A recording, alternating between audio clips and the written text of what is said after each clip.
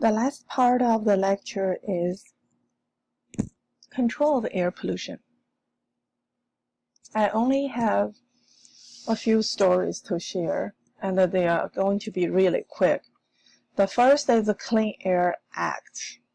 See how good the air quality is after this law is implemented. And the history-wise, it's effective in 1963, amended a few times. And, well, only 6 states have air pollution program.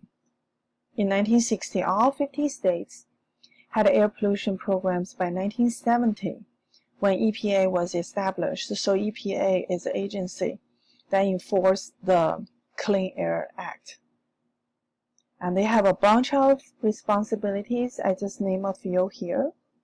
One is conducting periodic reviews of the 6 criterion air pollutants, reducing emissions of sulfur dioxide and nitrite oxide that cause acid rain and also cause the chemical smog, and reducing air pollutants like particulate matter, small particles, and those chemicals contributing to the acid rain and the smog, and limiting the use of chemicals damage the stratospheric ozone layer. So that's the agency responsible for phasing out the chemicals used in the refrigerator.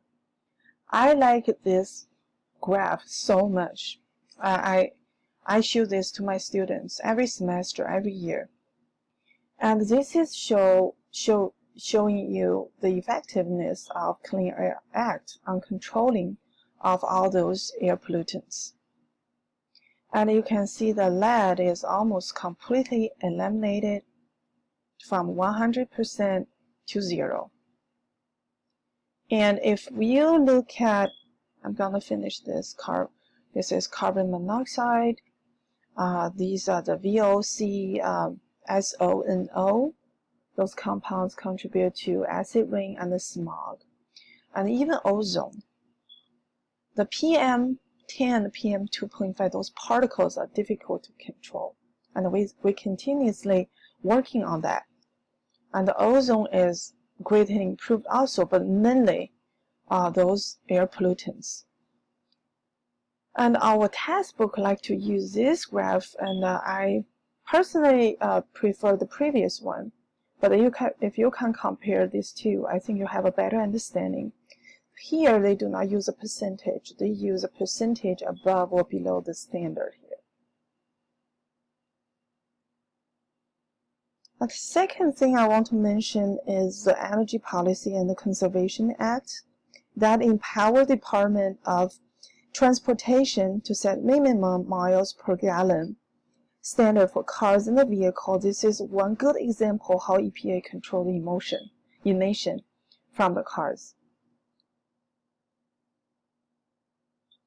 Now it's known as the CA at the CAFE standards. The third thing I want to mention is the cap and trade policy strategies. And I teach this at the beginning of the semester, so I'm not going to repeat again. Just briefly, okay, so EPA give each corporation some allowance. Some corporations use them up. They can purchase those allowances from the companies or corporations that still have some allowance left. For example, A is a big company, it has 1,000. And B is a small company, it only has 100 allowance. So A used up the 1,000.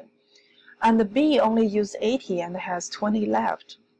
And A can buy the 20 from B. So that's the cap and the trade policy strategies. And please read our textbook on this part. I'm not going to repeat it here too much. What can we do? We have our choice, right? The idling. In our textbook and open story, the idling of the cars is as toxic as we drive the cars. So we want to cut out the idling time just to save the air pollutants and save our own money too. And we can make a smart choice using the Energy Star appliances and battery-powered motors to reduce emissions, and we can convert to the renewable energy, like the solar energy, wind, hydropower, nuclear energy.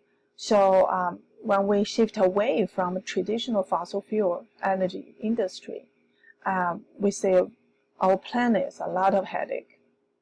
So this concludes the last